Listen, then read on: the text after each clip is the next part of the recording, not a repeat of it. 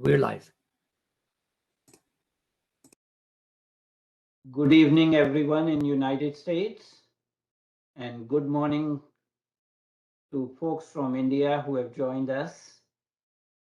We are here for yet another seminar series under the auspices of Professor Ved Nanda Fellowship Training Program in Human Rights.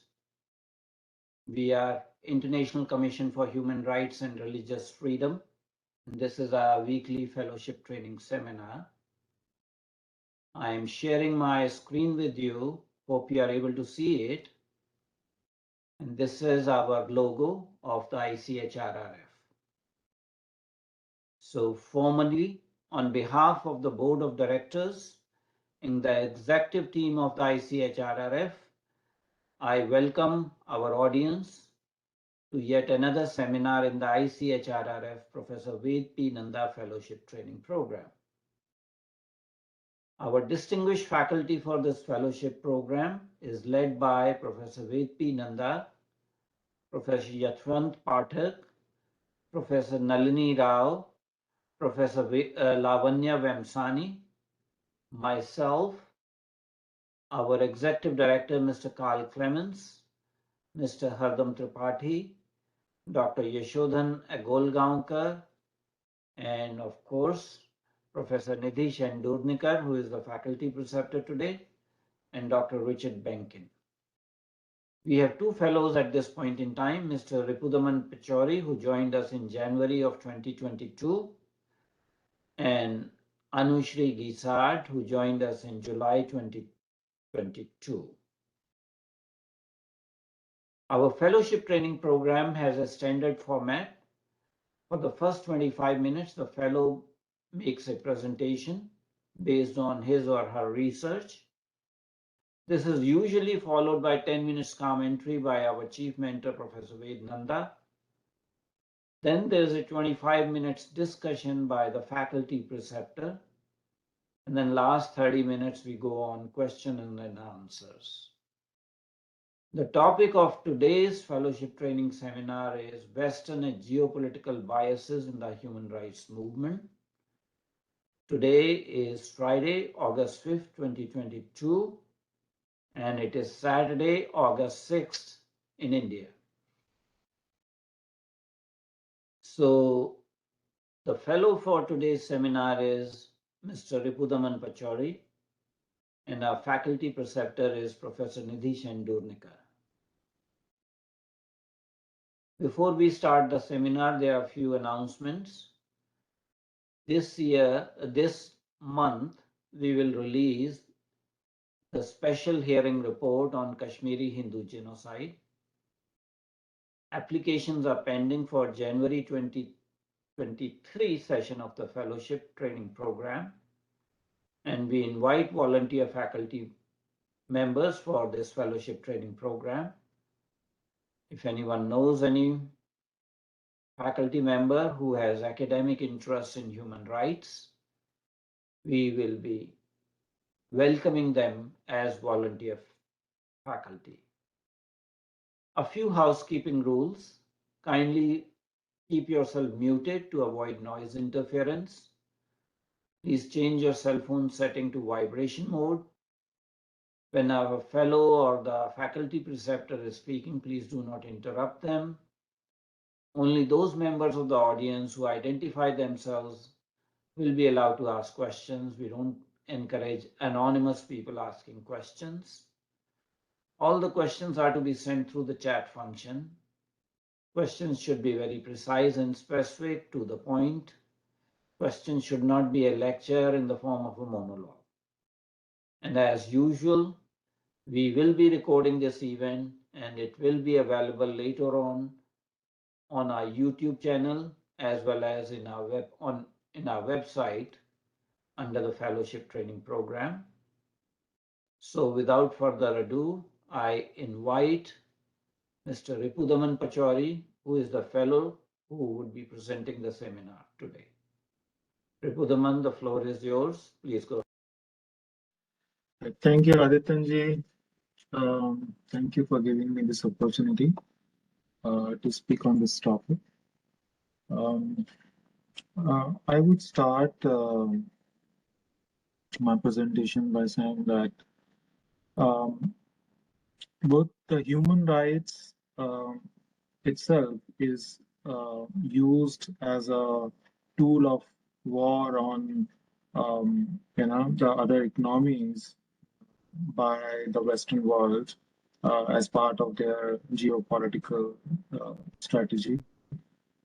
Also as part of both ways also. And along with it, the free trade agreements, the trade agreements between the countries, also uh, designed by the Western countries uh, uh, that leads to human right violation. So trade agreements are a powerful piece in the geopolitical game. Neoliberal globalization and war are two sides of the same coin. Throughout many parts of the world, there has been little hidden about the links between the corporate interest, globalization, and militarization. Under the guise of the war on terror, the war on drugs, and humanitarian missions, US military forces continue to back US corporate and geopolitical interest from Iraq to Colombia, from Honduras to Philippines. We have few examples. We can see it in the invasion and occupation of Iraq and how the US agencies for international development, USAID, USAID awarded reconstruction contracts to corporate backers of the Bush administration. We see it in the plans of US free trade agreements with the Middle East by 2013, based on imposing a network of bilateral FTAs on individual Middle Eastern governments. We can see it in the renewed US military presence in Southeast Asia, specifically in their joint exercises with Philippines military alongside a continued wave of killing of hundreds of activists linked to movements resisting imperialism. Their mission is to make the world safe for capitalism and the US empire, and to crush communities and the economies organized around different values and principles. Free trade and free market policies are frequently accompanied by repression of dissent. Bilateral free trade and investment agreements are not only economic instruments, they are tools to advocate corporate and state geopolitical and security interests. Also, human rights is invoked critically by governments to stave off criticism of FTA negotiations with countries whose human rights record is widely denounced by appelling. Canada, for example, claims that its controversial FTA with Colombia will help strengthen its social foundations and contribute to a domestic environment where individual rights and the rules of law are respected. Opponents argue that this deal will benefit Canadian mining and agribusinesses, TNCs, at the expense of the majority of the Colombians who live with daily killing of trade unionists and activists by paramilitaries linked to the state, while adding legitimacy to the pro-US neoliberal regime. While US economic, trade, and foreign policy invokes the war on drugs in relation to Central America and the Andean countries, Washington has rewarded its allies in the war on terror, like Australia and Thailand, by negotiating FTAs with them while trumpeting its FTA with Morocco as proof of its support for tolerant and open Muslim societies. And it has demanded that the government of the Gulf countries scrap their boycotts of Israeli goods as part of FTA. I'm saying, did I say FDA? It's the FTA negotiations. Um, Other governments also explicitly link their international trade and economic policy with security and geopolitical interests. For example, the EU-Syrian agreement has a special provision committing Damascus to pursuit of a verifiable Middle East zone free of weapons of mass destruction, nuclear, biological, and chemical, and their delivery systems. Now, there's as you can see, there's very big force, a capitalist market, a corporate power is behind all these agreements, which are forcing different governments to take or agreed on different agreements. The corporate power and abuse is a root cause of forced migration also. We have seen the forced migration of Mexican people or people from Guatemala. And that is one of the example in the neighborhood of United States. During U.S. Vice President during U.S. Vice President Kamala Harris' recent visit to Guatemala, where she urged Central Americans not to come to her country. She also emphasized that the migration is not the problem, and the problem must be attacked at its root causes. Blaming poverty and violence implies attacking the symptoms while disregarding the root cause. For decades, United States has empowered those countries, governments, and plutocracies, overthrowing democratically elected governments. Additionally, it has imposed a free trade models that mostly benefit U.S. corporations whose activities bring about dispositions and provoke forced migrations. In recent months, several US initiatives have been announced to support Central America, including $4 billion of monetary help over the period of 4 years. However, while the Biden administration may feel generous towards Central America, one Nevada-based mining company alone. The name of the company is Capes Cassidy, and $200 million at the World Bank's International Center for Settlement of Investment Disputes. KCA argues that Guatemalan government failed to protect its mines from the frontline communities sitting at La Poya. Activists are protesting the contamination of their sacred water resources as a result of mining activities.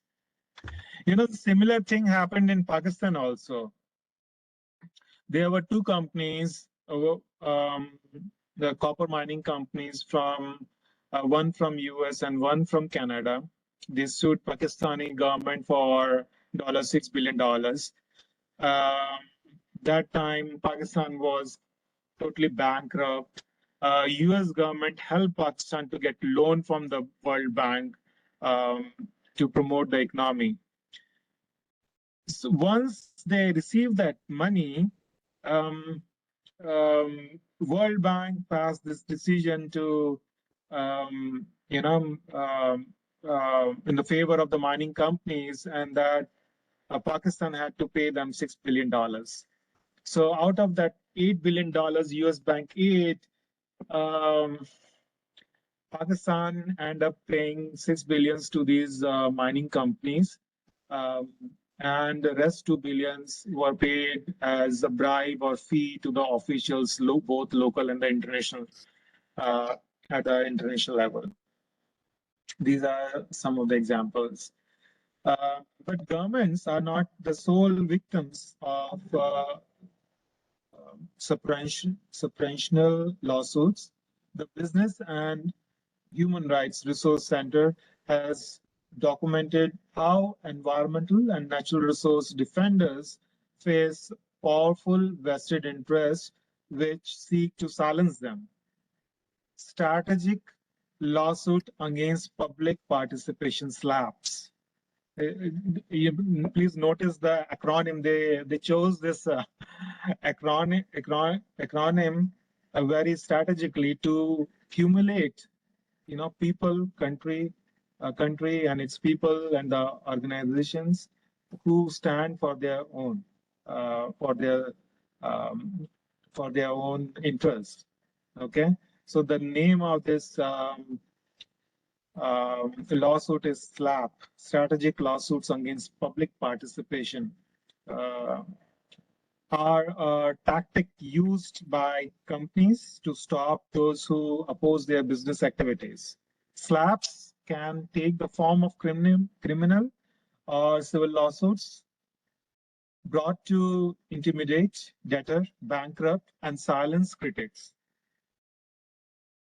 At least 39% of the 3,100 SLAPs recorded between January 2015 and May 2021 occurred in Latin America itself, making it the region with the highest number of such attacks. Honduras, with 46 cases, has the second highest number of SLAPs among countries worldwide.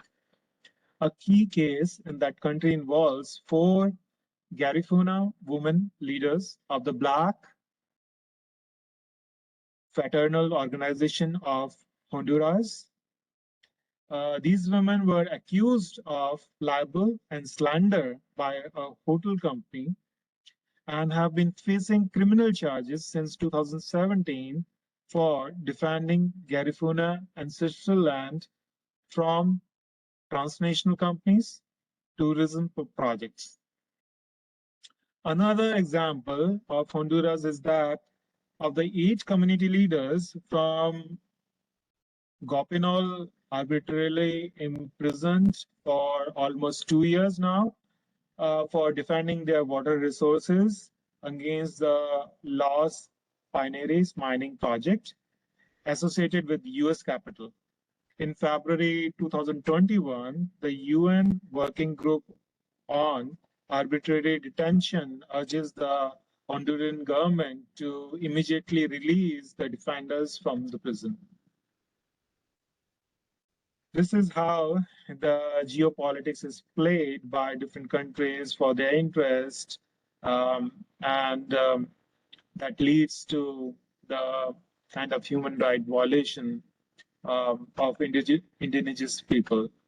There is also a well-known case about this kind of lawsuit where a gang of 5 European Union states, they ganged up against one African colony, the last existing African colony in the Western Sahara. These countries were Belgium, France, Germany, Portugal, and Spain.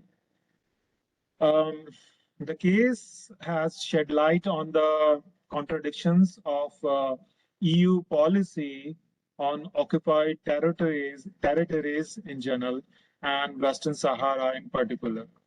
In theory, the EU does not recognize the occupation of Western Sahara, but the degree of this non-recognition is much weaker than in the case of Crimea and Palestine, as shown by the comparative parliamentary study.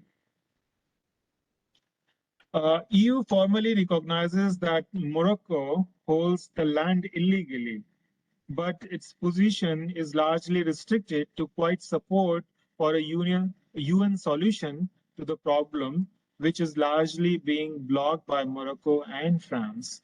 And in this colony, France was a major colonist of the territory. Both the Council and the European Commission acknowledged before the General Court that the Morocco occupied Western Sahara, a fact that will not be challenged in the appeal.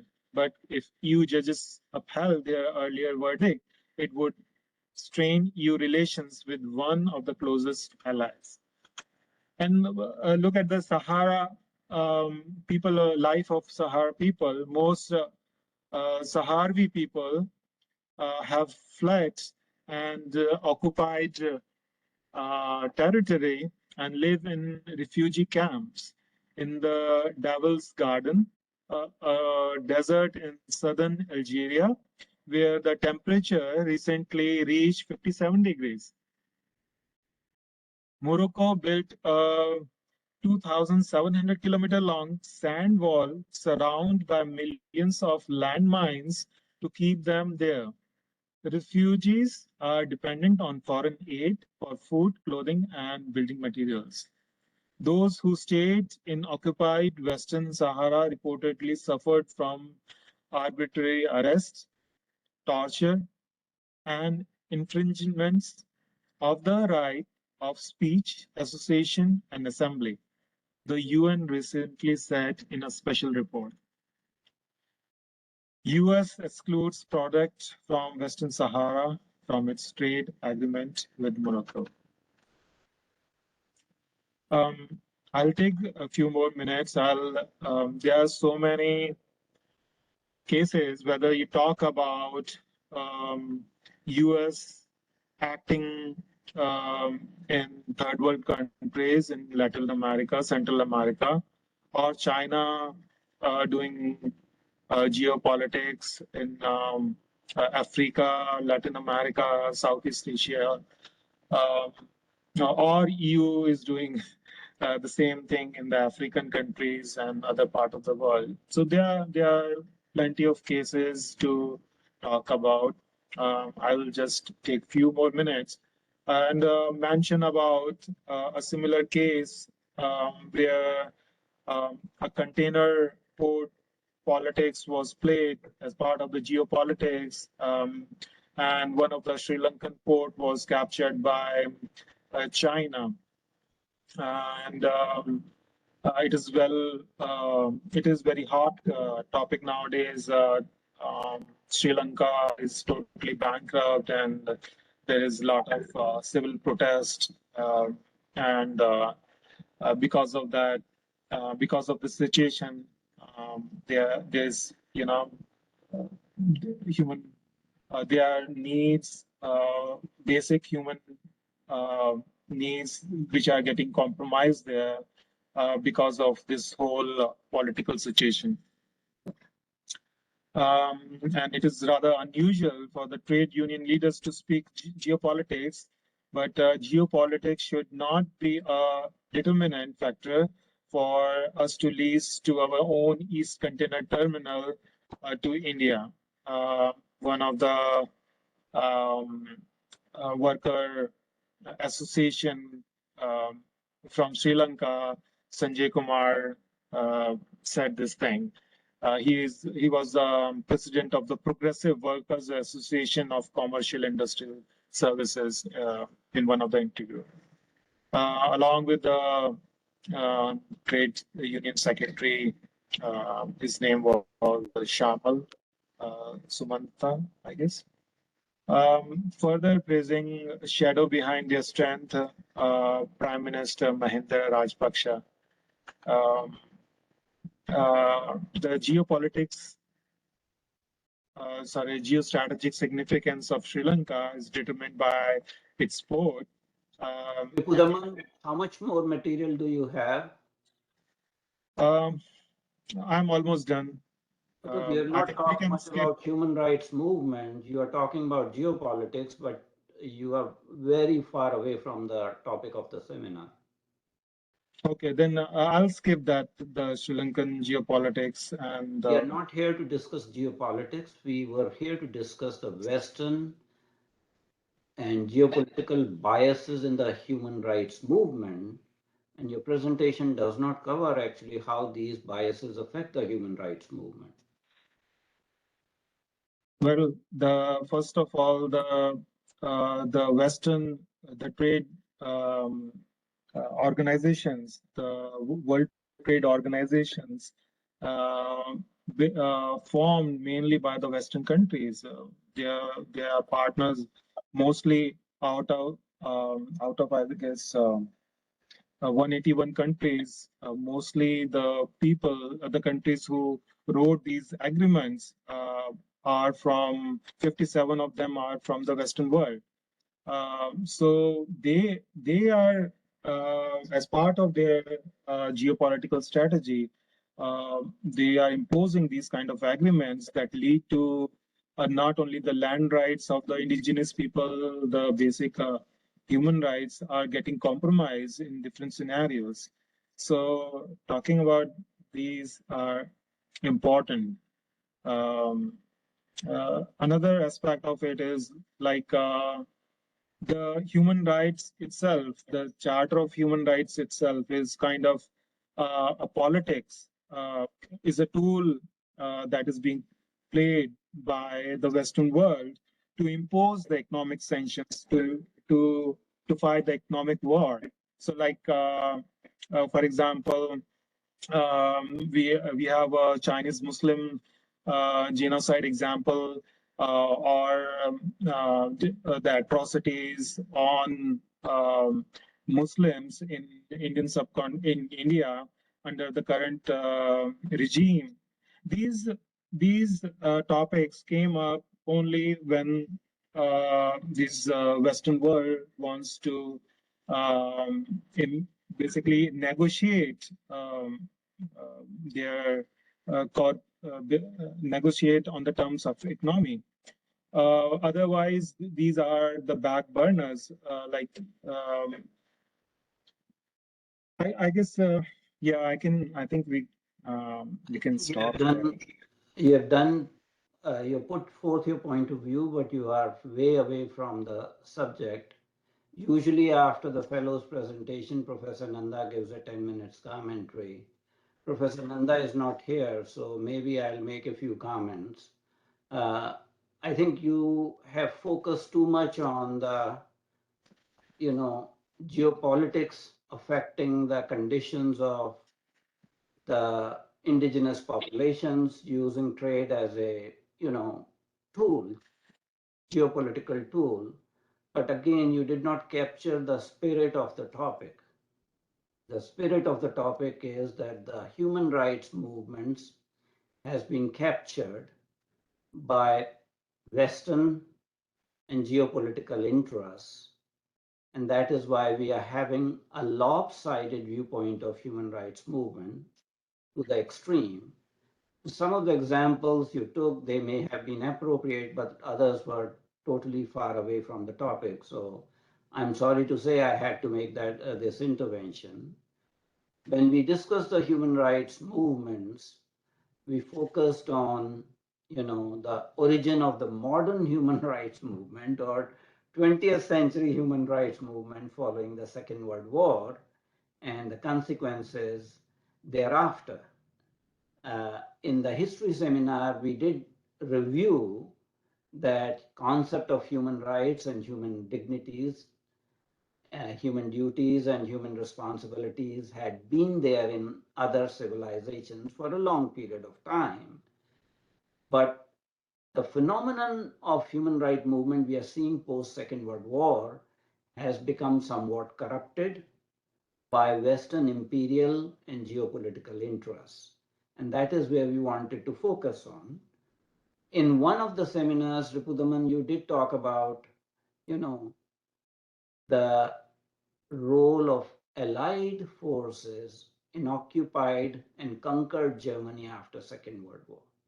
So all of us know that a Nuremberg trial was held after the Second World War, in which the victors of the war, Second World War, prosecuted the supposed, guilty party, mainly Japan, Japanese war criminals and some German war criminals in Nuremberg trial.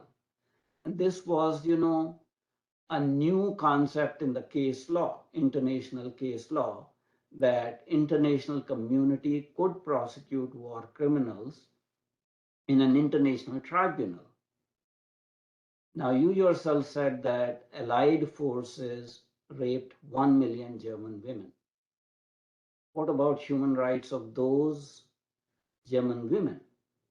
So again, from the inception of Western-centered human rights movement, it selectively prosecuted the war crimes following Second World War, but the oppressors of 1 million human beings who happened to be of female gender were subjected to war crimes of sexual atrocities and rape. And these Allied forces, soldiers, or military personnel were never prosecuted. I think we would have liked some discussion of that, because that shows the Western bias, that you choose to highlight the crimes of the opposing party, but not your own. Now, again, I'll go back to the Second World War. It is August 6th in half of the part of the world today. And August 6th is a very, very important day. August 6th is the day when, for the first time in the history of humanity, history of human civilization, a nuclear weapon was used against civilian population. And that happened in Hiroshima. Now, generally, human rights movement has not said a word about use of that particular nuclear weapon. At this point in time, there have been, a lot of nuclear prohibitionists, but none of them had the guts to criticize the use of nuclear weapons at a time when war could have ended itself. The moral and ethical justification for use of nuclear weapons on August 6th in 1945 is given that it was meant to end the World War II. Granted that the bomb that was dropped on Hiroshima was designed to end the World War II. You did it and you achieved your goal. Then the question arises on moral and ethical basis that yes, you used it once, but then what was the moral and ethical need to drop a second atomic bomb in Nagasaki on August 9th? You already achieved your military objective and you defeated one of the Axis powers by dropping a nuclear bomb. So the second nuclear bomb could not be justified on any ethical, moral, or human rights grounds, or even on geopolitical grounds. We have yet to see any international tribunal bring this case to justice. And these are the kind of foundational errors in the Western-centric human rights movement, that the concept of human rights has been weaponized to deal with the adversaries, whether it is, any kind of war kind of situation. So again, we fast forward, we come to the Gulf Wars. Okay, Gulf War I may have been justified by geopolitical grounds, but for Gulf War II, the justification was weapons of mass destruction, and there were no weapons of mass destruction. So a war was waged on deception grounds based on a lie, and that second Gulf War was not,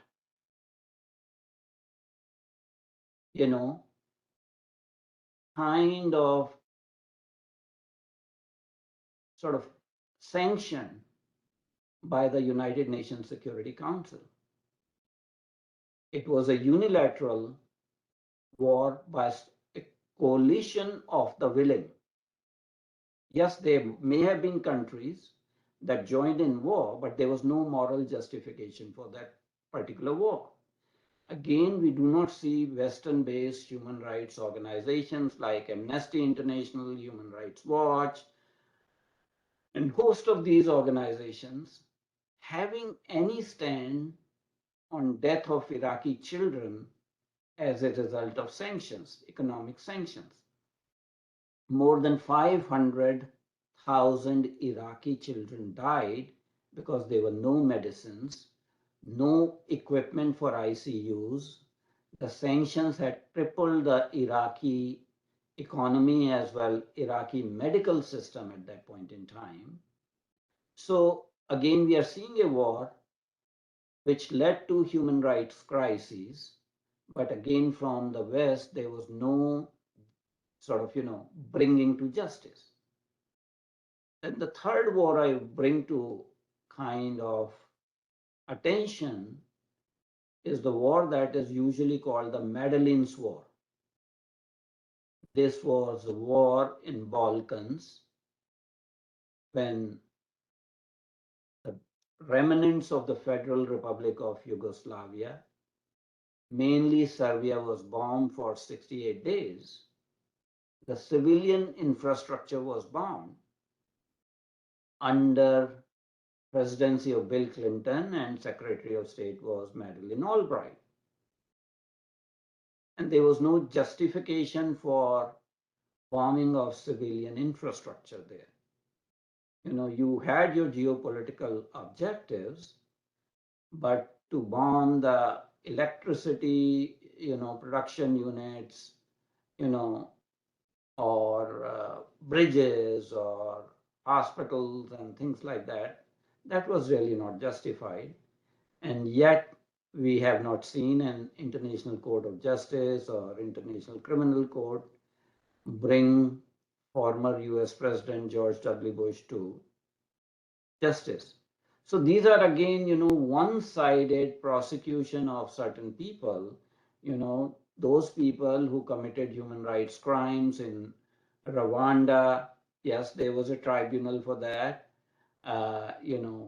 Serbian nationalist leaders in Bosnia, Radovan Karadzic and Ratko Mladic, and subsequently Serbian president, they were prosecuted by International Court in Hague, and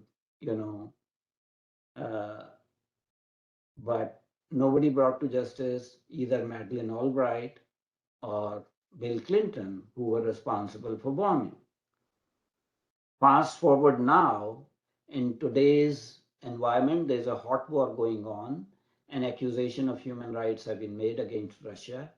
Wars always bring actually violation of human rights, and we are having a sort of cacophony of voices accusing Russia of doing human rights violation. There is a famous example of genocide of civilians in Ukrainian city of Bucha. Having said that, there were probably human rights violation, but do we have an independent fact-finding tribunal or an agency, a neutral agency, which has gone and investigated and accumulated evidence according to contemporary forensic standards? That is not there. So we are using a sad event of a war between two European nations, and we are trying to fulfill the Western geopolitical agenda by making accusation without investigation. And that is where the bias comes.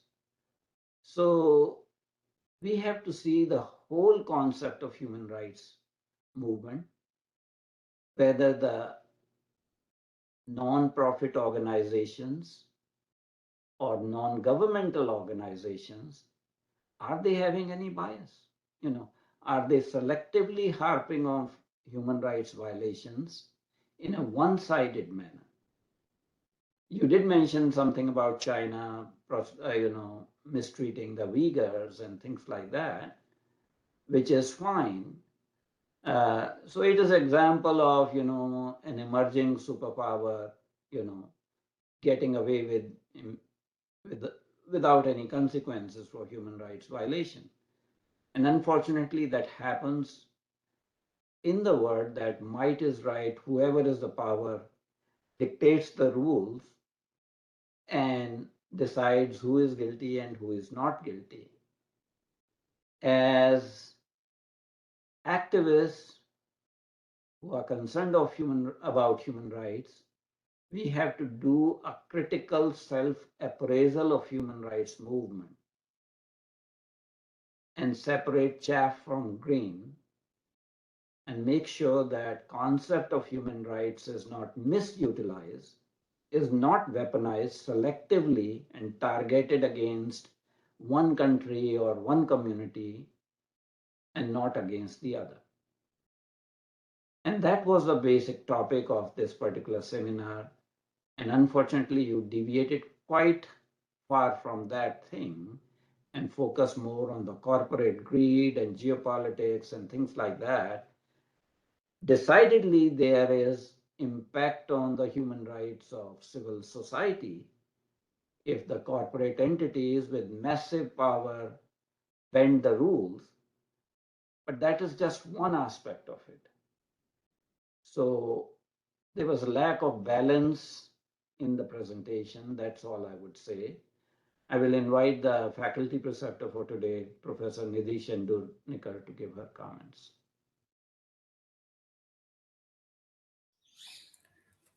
Good evening to all of you.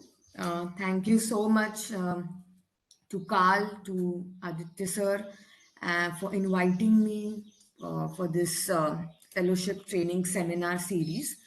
And at the beginning itself, I was quite intrigued by this topic on Western bias in the human rights discourse, because teaching human rights to young students, we have been observing and discussing this bias day in and day out.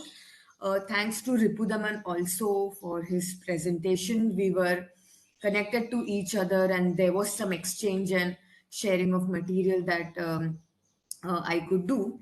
So I would like to take Sir's point forward. We would have to look at the conception, the ideation of the term human rights itself.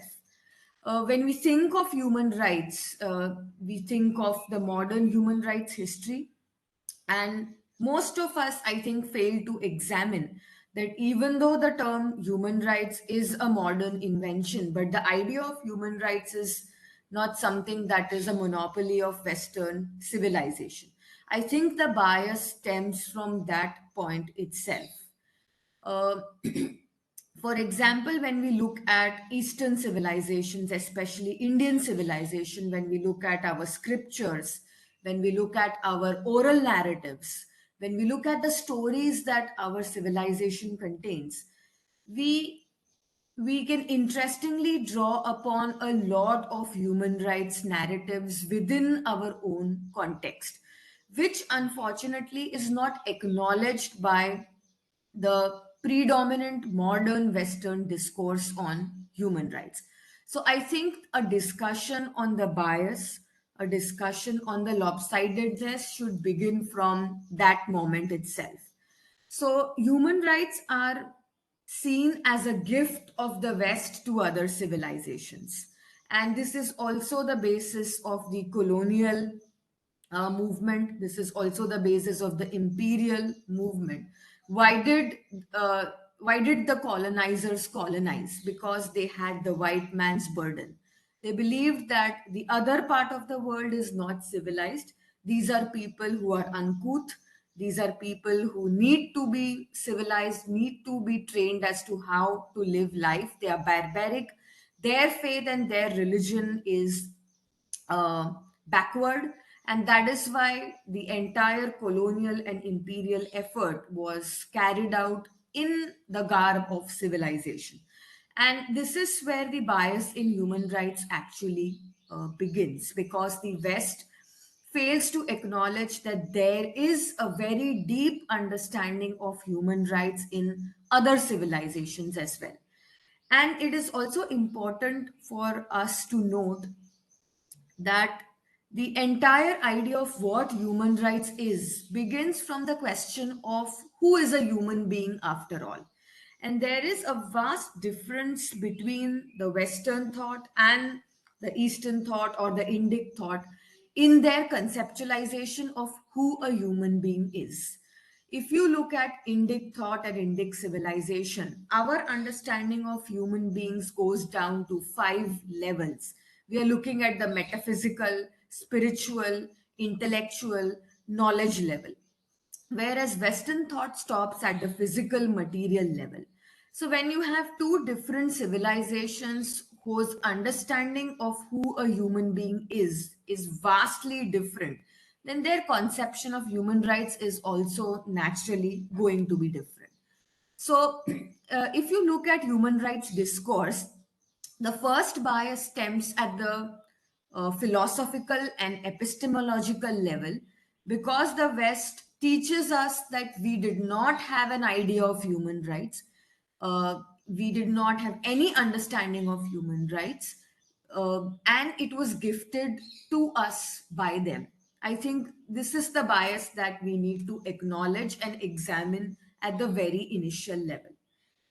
Secondly, looking at the modern human rights discourse, especially if we look at contemporary times, the most important term that captured my attention is universal human rights. One important feature of human rights is that they're believed to be universal. So, for example, if I talk about the right to life, right to education, right to development, all of these are thought of as universal rights. Everybody needs a right to life.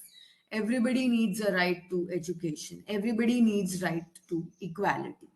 So, where does this understanding of universal human rights come from? It comes from Western thought, it comes from Western institutions. And this is an important point of criticism that non-Western scholars, non-Western civilizations have leveled at Western human rights discourse. Human rights are, as Sir rightly said, have to be culture specific, have to be context specific, have to be region specific. So, for example, if we look at the parent child relationship in the US and if we look at the parent child relationship in India, the dynamics are very, very different. The parent child relationship in the US is probably looked at from a prism of equality and rights, but that is definitely not the case in India, where parents are worshipped as godly individuals. Their stature in a child's life is very important. So, for example, we say Matrudevo Bhava, Pitrudevo Bhava. That is our understanding of the relationship between a parent and a child in India. Now, if I'm going to demand my rights from my parents, they are going to find it very difficult to absorb. They probably wouldn't understand the context that I'm coming from because their understanding, their cultural roots are very, very different. So, the idea that human rights have to be universal has been pushed by Western discourse. And this is also another level of bias that we see in human rights thinking. Because human rights ideally should be dependent on the region, the culture, the context that the individual comes from. So, for example, what is development?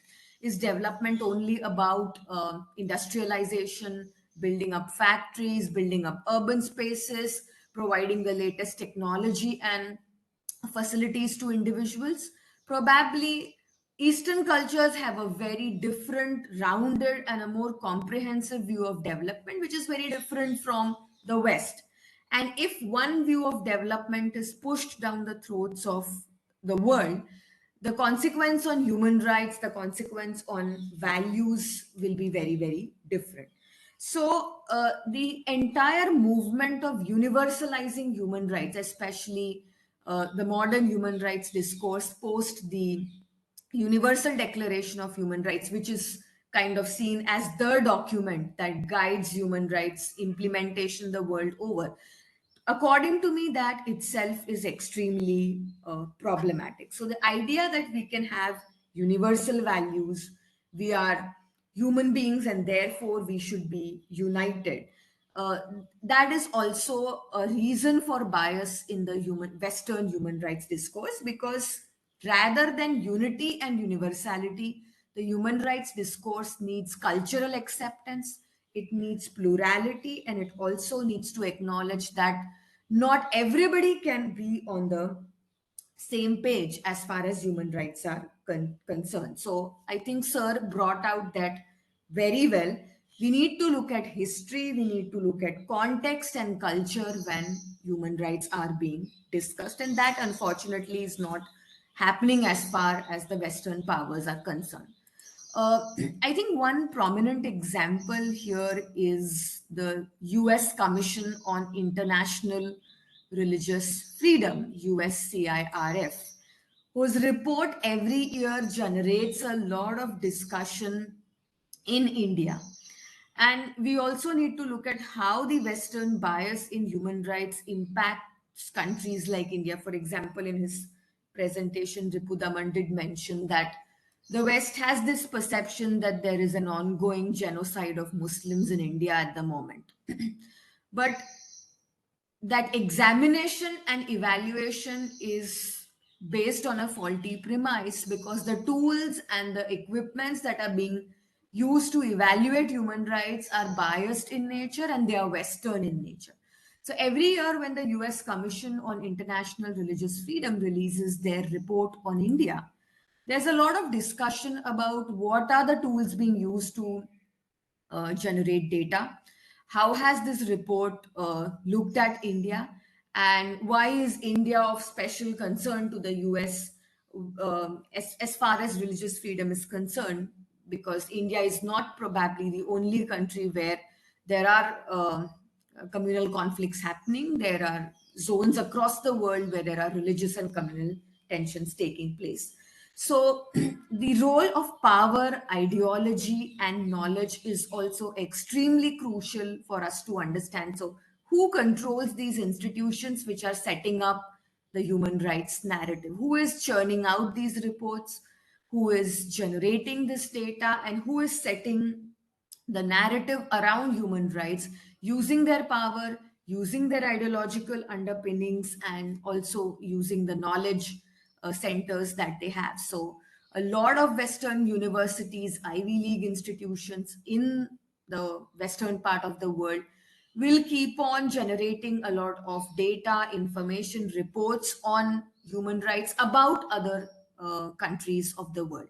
This is also systemic bias at play. So, this bias in the Western human rights discourse, I think, can be explored from different perspectives. There is an academic bias, there is a bias in media narratives, there is a policy bias, there is a governmental bias. Non-governmental organizations like Amnesty International, they have been criticized in India on the one-sided approach and the one-sided narrative that they are trying to promote as far as India is concerned. So that is another level of bias that one needs to look at. The last point that I would like to make is, I think, as far as this bias that we are examining is concerned, uh, this bias is being addressed and acknowledged in major ways, especially if I can speak of academia. In academia, there is an effort that is being taken very consciously to examine human rights from a decolonization lens. So it is only now that we are beginning to look at human rights from our own perspective. For example, in my case, the Indic perspective, the Indian lens. And there is an acknowledgement that we do not need to completely depend on Western documents and Western sources and Western history to look at human rights. We can learn from them. There is no doubt about that. But we must look at our own scriptures, our own literature, our own stories, our own history and civilization to examine where we stood as far as human rights are concerned. So, with decolonization studies, I think a very sincere attempt is being made at looking at human rights from a decolonized lens, looking at human rights from where you are. And increasingly, the Eastern world is becoming suspicious of the weaponization of human rights, as Sir rightly pointed out, because human rights are seen as a tool to promote and implant and push Western culture and Western values. And Eastern societies are gradually acknowledging that as societies, as people, as communities, we are at different stages of evolution, and therefore, our development on human rights, our take on human rights is definitely going to be different. So, I feel that in academia, in media, in policy, there is more acceptance for cultural diversity, ideological diversity, political diversity on human rights. And more so, there is an acknowledgement that human rights need to be examined from a multicultural prism. All societies need to participate in the human rights discourse so that human rights can be truly universal. Otherwise, it would be Western, even though it is being called universal, it is being called global.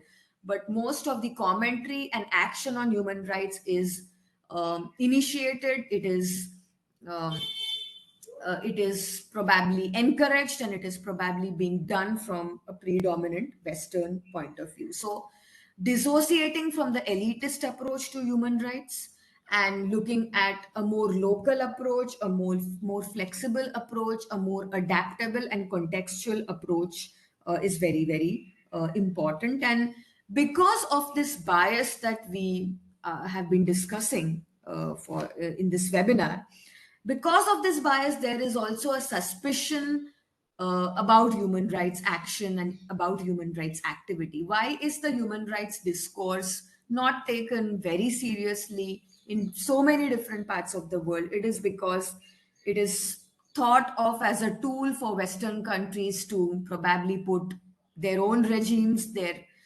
regimes friendly to them in place, or encourage religious conversion, encourage the suppression of indigenous peoples and indigenous cultures, promote capitalism, promote market practices that are advantageous to Western governments. So, as long as human rights discourse doesn't encourage the diversity that it needs, because there cannot be a monopoly of human rights discourse anymore, especially in this social media age, in the technology age.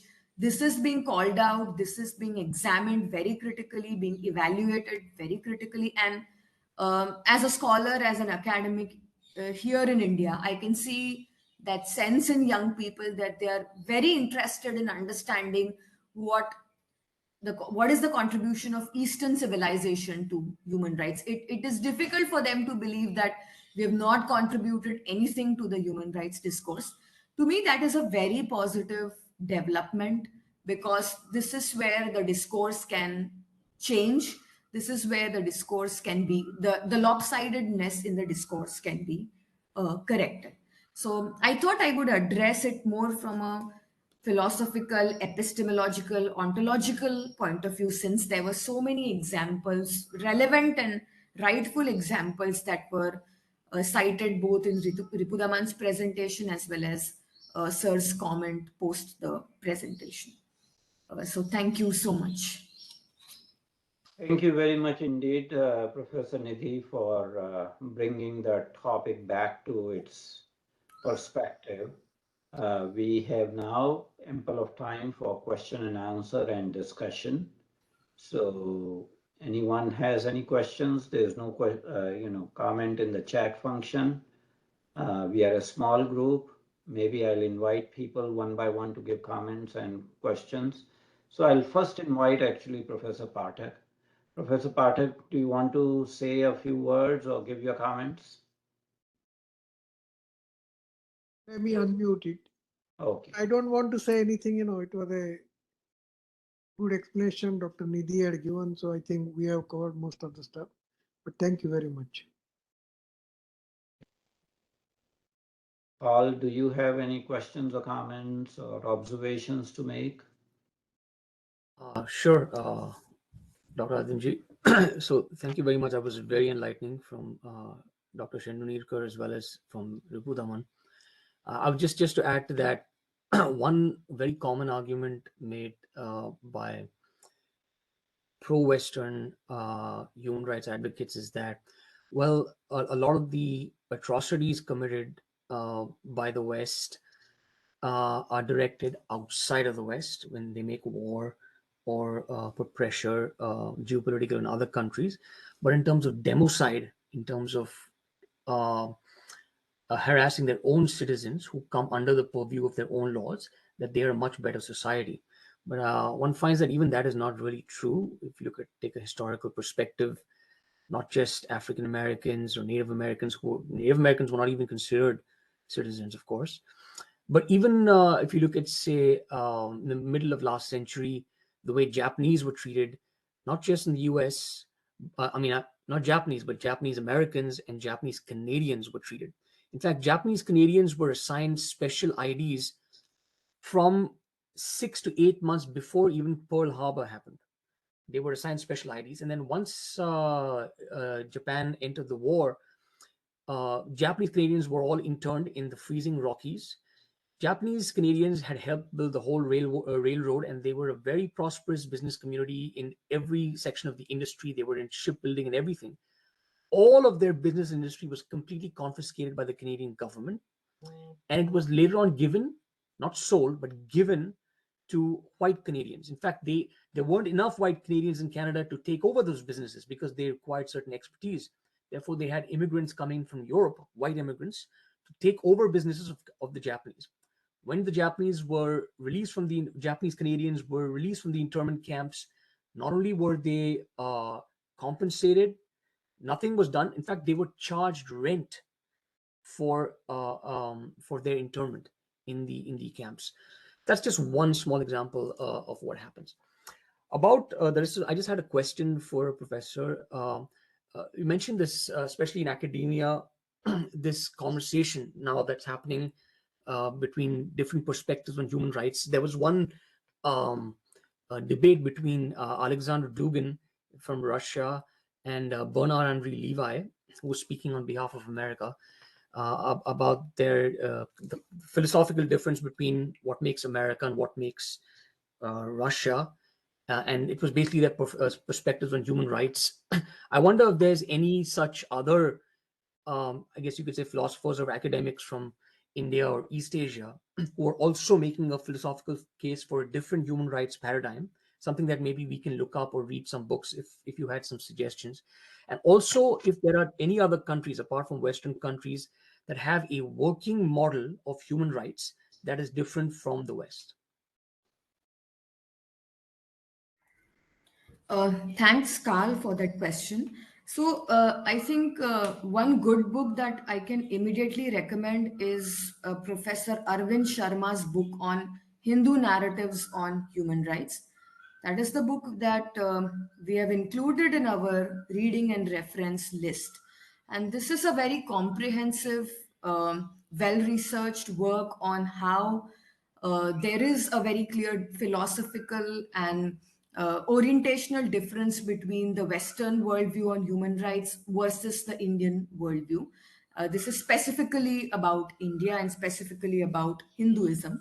So, what interestingly Professor Sharma does in this book is that he uses a lot of storytelling and stories captured in Indian scriptures, Indian history, Indian culture, to tell the reader how we always had an understanding on human rights issues, and our understanding was transmitted primarily through oral culture, because Indian culture has always been an oral tradition before um, before we were taught or probably trained to kind of document and write down. So I think this could be a very useful, ready reference. It could be a preliminary reading that I would recommend to everyone. Also, I was reading about there's something called the third world approach to international law theory. So I have not explored it myself, but there are models on human rights that are emerging from Africa, Middle East, South Asia. There are scholars working firstly to criticize this dominant Western approach and then suggest an alternative one. So only yesterday I came across this term, which is TWILE, Third World Approach to International Law Theory. So rather than looking at international humanitarian law from a Western perspective, there is this group of scholars, academics who say that we do have an approach, a very different approach of looking at and examining international law. So yes, I think Arvind Sharma's book and even Upendra Bakshi's work in the Indian context on human rights addresses a lot of things that you would like to investigate and read. And another point that probably I would also like to make at this moment is that at least now there is an acknowledgement of the contextual difference between the West's understanding of human rights versus India's understanding of human rights. For example, we know that the West started thinking about human rights in a very different religious context. They were afflicted by two devastating world wars, and that is when their idea and modern thinking on human rights emerges. But that's not the case with India. India did not experience any major wars. Of course, it experienced external invasions, colonization, imperial rule. But India's understanding on human rights comes from a wider civilizational perspective, comes from the idea that we as a civilization wish for the well being of the entire humanity. So, our roots of human rights thinking go far, far back in time. And the acknowledgement of this, I think, is the very first step to understanding how the West thinks differently on human rights and how we think differently. Of course, by emphasizing this difference, I do not mean to say that we do not have something to learn from them or they do not have something to learn from us. That exchange of knowledge and action can always happen. But what should concern us, what should perturb us is why is the human rights discourse always one-sided? I've always thought about why India cannot draw out a report on religious freedom and make commentary on the state of religious freedom in different parts of the world. And why do we have to seek validation and approval from the Western part of the world to understand our own people, our own culture, and our own context? I think we are well equipped to resolve our problems. We do acknowledge that we have problems, but we need our own tools and our own techniques to resolve them. In this case, we are referring to uh, issues and problems and conflicts pertaining to human rights issues. So I think of late there is a lot of scholarly churning happening on this front, and Arvind Sharma's book, which was published in 2010, that I would believe is a very important reference reading for us to begin to understand how the discourse has been one-sided and where it can be rectified. Thank you Thank you so much. Nidhi, for that clarification. Just a couple of points I'll make in those that regard. So, Carl, you mentioned about internment of Japanese Canadians and Japanese Americans, how they were treated. The internment of Japanese Americans was okayed by United States Supreme Court. And that in the history of legal jurisprudence, it is a shameful chapter ever that citizens of the country were interned, property is taken, and that has the sanction of the highest legal body in the country. And I'm not sure that United States Supreme Court has ever apologized to Japanese Americans for the treatment they were given. and the legal sanction given to the administration at that point in time. So that's a small point I wanted to make. In relation to what Professor Nidhi talked about, I think we have to acknowledge that physical colonization by the colonial powers post Second World War got metamorphosed into colonization by any other means. So that any other means meant trade colonization, economic colonization, and colonization by weaponization of concept of human rights. So you frame the rules, and those rules, will be for our advantage, whether that is issue of human rights or not. And that is where the foundational bias in international, because who wrote those covenants? There were select few people who wrote those covenants. And are they being revised? There are questions about that. Thirdly, because of this tendency of United States to create organs of its own government, like ICHRRF, it's a state-funded organization which is bipartisan. And you have to see, there's a famous adage, garbage in, garbage out. And this is very clear-cut example of garbage in, garbage out. You need to understand how the ICHRRF commissioners are selected. It's a bipartisan commission, which means the two political parties nominate the members. Okay, it's not an independent commission. It's not independent of the United States government. It is an organ of United States government. And yes, sometimes the US government will follow its advice, other times it will not, because it is an entity that reports to the Department of the State. So the way the members are chosen is that president nominates 2 or 3 commissioners, Speaker of the House does, and the Senate leader does, and the minority party also nominates. So it's a totally politically controlled process of nomination to the ICHRRF, and then these people select their staff, who invite quote unquote witnesses from other countries. And usually these people, those so-called witnesses, are paid monies to submit evidence. And in case of India, the whole report on religious persecution and all was based on only 2 cases that had not been investigated. So it is a clear-cut example of garbage in, garbage out. But when US government does that, other people start doing competitively. So now we have China's Ministry of Foreign Affairs generating a human rights report on United States. Again, it's a government entity. China, is a totalitarian state. So there are Me Too movements in human rights. And that is a sad travesty of the concept of human rights. At the level of activism, people in other countries have understood this colonial game, weaponization of human rights. So at this juncture, rather than being sort of,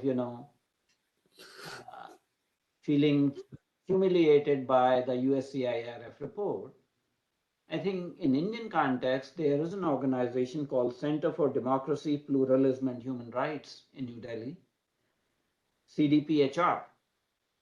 And CDPHR generated a country report on United States. And I will invite everyone who is present in this seminar to read that report. It's a very systematic, thorough report. And it's truly an NGO. It's not controlled by the Indian government. We have a very messy and very noisy democracy in India. So the government cannot control its own actions, let alone the NGOs. So you will be seeing this kind of thing that if I may use the term, geopolitical term, Western hegemony in deciding the narrative of human rights is getting challenged. I may say that academia is the last thing that will change, because the way the academic environment is, the way the grants are given, the way you get, recognition, honors, awards, invitations to international conferences, somehow there is a kind of cabal that promotes a certain ideology, and if you are not that part of ideology, you never survive in the Western academic world. So academia will be the slowest to change, accepting pluralistic, multicultural viewpoints about human rights.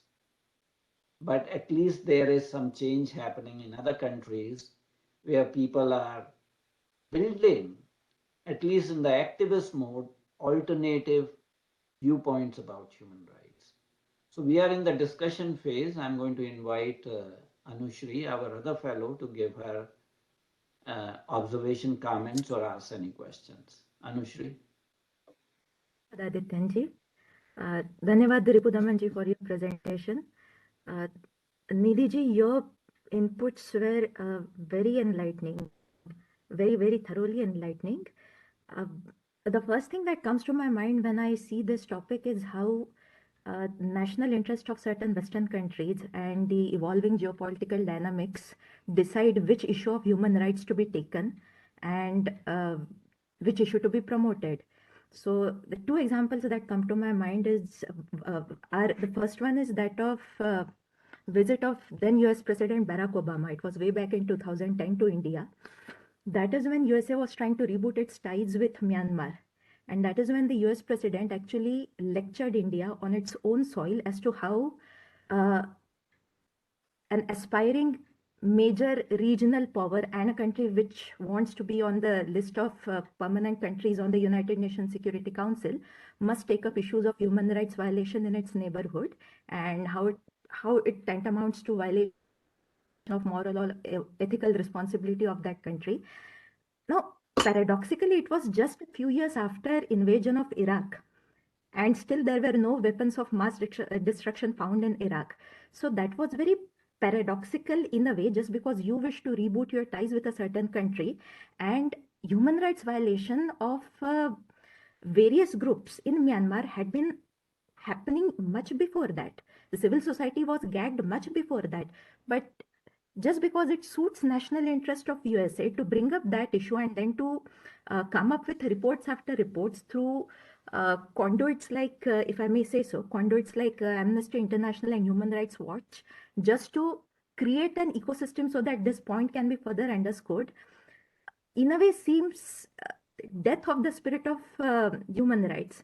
The other example that comes to my mind, which I had seen in my own research, was that of situation in Sri Lanka. Ripudamanji had focused certain points in Sri Lanka, but what I had realized through my research is that just after the end of last phase of Madeleines War, this was post 2009.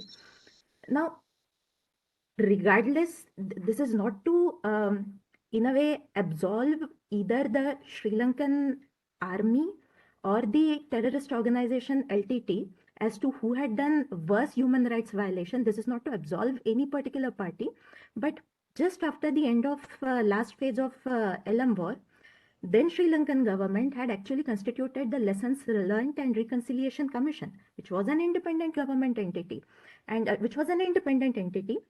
and that was going to probe into the human rights violation by the Sri Lankan military. But without giving that commission much of time, many international agencies, including then Secretary of State Hillary Clinton of the USA, she brought up this Darusman report on Sri Lanka, heavily castigating the Sri Lankan government, and that in a way set a tone wherein the human rights violation done by the LTT were entirely whitewashed. So that ends up creating a very paradoxical narrative, and that in a way ends up setting a discourse that human rights violation had happened only by the certain party, whereas the Sri Lankan government was actually facing asymmetrical warfare from this terrorist organization, which had its own independent armed forces, it had its own independent army, which was using uh, innocent civilians as a human shield. Adding to that, there is another discourse which in a way took shape post 2012, if I remember it correctly, as to how the nexus between Buddhist monks in Sri Lanka and Buddhist monks in Myanmar led to militarization of Buddhist monks, just because there were some examples as to how these Buddhist monks had taken up arms to defend themselves against the aggression of certain Muslim sections within that country. It, in a way, through media, end up giving an impression that Buddhist monks in these two countries are entirely militarized and they are totally intolerant to the local Muslim population, without giving due attention to the fact that because of certain demographic changes, the entire economic dynamics, social dynamics, even the social fabric within those regions had been entirely questioned. So these few examples, in a way, in my opinion, end up questioning the very sanctity of human rights by which we all, in a way, vouch by. I think I should end my comments at that. This is what I feel. I think these are good comments. You are showing, how this lopsided cacophony of voices on human rights fails to look at the context, the original context, and use politically correct narratives to stigmatize and blame using propaganda warfare. So that is a good example. Actually, before I invite our guest, I'll just make a couple of comments. You know, Carl, do you want to say something right now, or you can wait for a bit? I mean, if there was time, I had one more question, but please go ahead. Okay. So the issue was raised that, Western societies at this point in time have good internal conditions for equal treatment of all the sections of society, and their current systems are conducive to human rights of the citizens. This is far from true. United States still has a colony, and that colony is Puerto Rico. Then, the term Commonwealth is basically a colony. Puerto Rico is not a state of United States. Puerto Rican people are not represented in United States Parliament, whether it is House of Representatives or it is Senate. So they do not have certain rights, and they are treated like a colony. And this was very well reflected when there was a major hurricane in Puerto Rico. The way the relief work was carried out or not carried out, that was human rights violations of the Puerto Rican people, who are considered US citizens but cannot actually vote for the Senate or House members. It is very interesting that a Puerto Rican freedom fighter by name Leonard Peltier is still imprisoned in United States, ostensibly because he advocated terrorism, but from his perspective, he was working towards Puerto Rican liberation. So that is one example that, what you preach to others about self-determination and all, you don't actually practice at home. If I may say that in Turkey, the Kurdish language is banned, we will all say that Turkey has a, human rights problem. And we agree that, because if you speak Kurdish language, you can go to jail. But if I were to tell you that in the United States occupied state of Hawaii, if you were an indigenous Hawaiian and today's date you spoke Hawaiian language, you will be going to jail. How many people know about that? I'm talking about 2022. And indigenous human rights Hawaiians are talking about it, that how their country was captured. Hawaii is where? It's not part of the continental shelf of America. It was occupied, it was colonized, the Queen of Hawaii was imprisoned, the land was usurped, their culture was exterminated, and even Hawaiian people cannot speak the Hawaiian language. So you have all these kind of, double standards and hypocrisy that is prevalent. Before I allow Carl to ask a question, we still have 5 minutes. We have a honored guest by name Dimitri. Dimitri, you have been listening to this seminar. Would you like to make any comments or observations?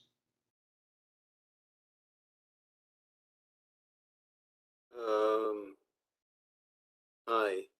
Hi. Well, I didn't expect you to ask me. But well, first of all, thank you, Carl. Carl posted about this in the Facebook group Hindus for Decolonialization, and that's how I discovered this seminar. And it's been I don't want to give a big monologue about who I am and all of that, but just to say that this has been as enlightening as other things that I've been learning. I'm a Hindu uh, by adoption. I've adopted Sanatana Dharma as my spiritual path through there's a whole history there that I won't bore you with, but just to suffice to say, I consider myself very much a Hindu, and I've been learning a lot over the last year. Starting, I don't know if you all are familiar with Zarna Joshi and the lecture series she's put together about 1,000 years of colonialism in India, but that's where I started to get an introduction to this, um, to this whole sort of large set of topics related to colonialization, and now I've started to see how the West manipulates notions of human rights to serve its economic interests in the international sphere, and I wanted to learn more about that. I guess one question, something that coming from being sort of I was I'm born and raised in a Jewish family, and sort of by acclamation, if you will, I was sort of a white liberal for most of my life. And I understand I can probably give you, you might want to ask me questions about the indoctrination of white liberals through just being raised in this culture, and how our minds are taught to work around issues of human rights, and how we're manipulated to think. But I'd be happy to answer those questions. But suffice to say that I am understanding. I feel like I'm coming out of that.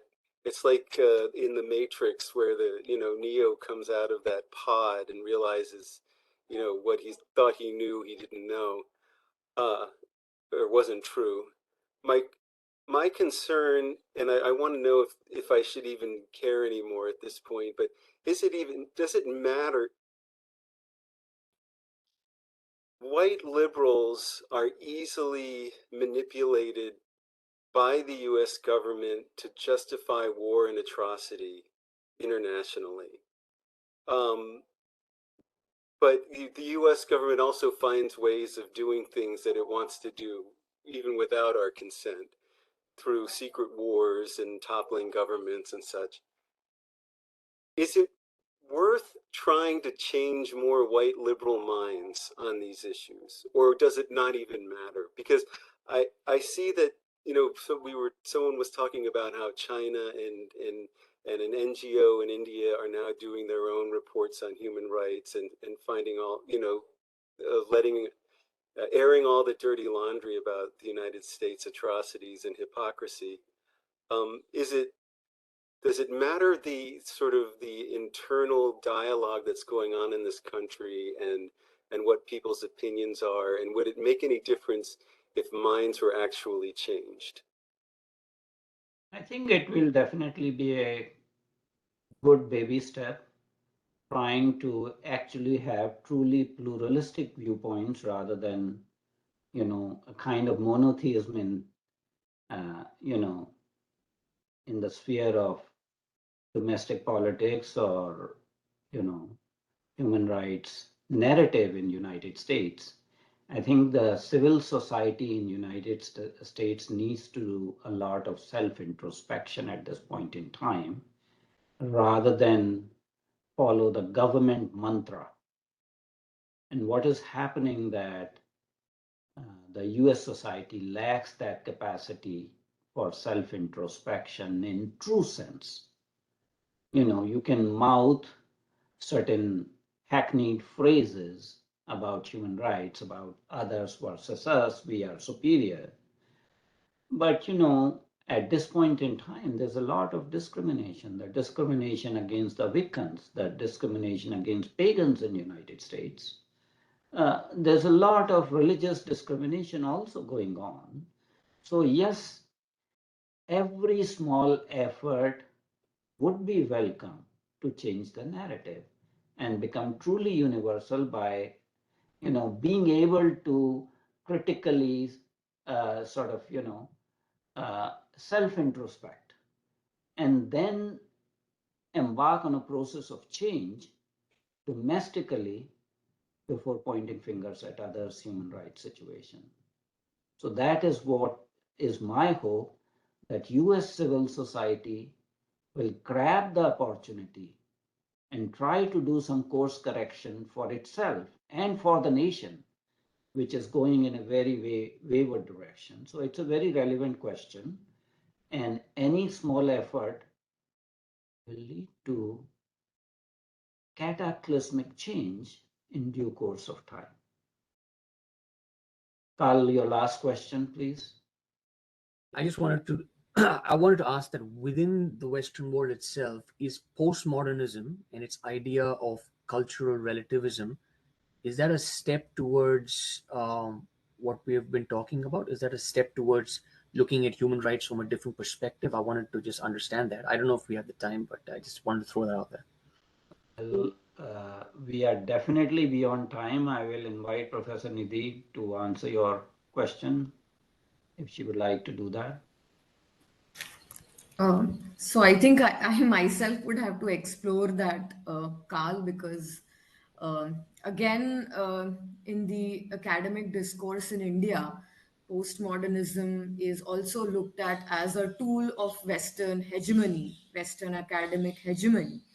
And it is thought of as an extension of all the theoretical, scholarly narratives that have been so deeply entrenched in our systems that we feel that it would only push this one-sided narrative further rather than making some helping us with some balance. So I cannot comment on cultural relativism at the moment, because I think I did speak about how the entire human rights machinery needs to be sensitive to cultural realities, to cultural sensibilities. So probably that might help.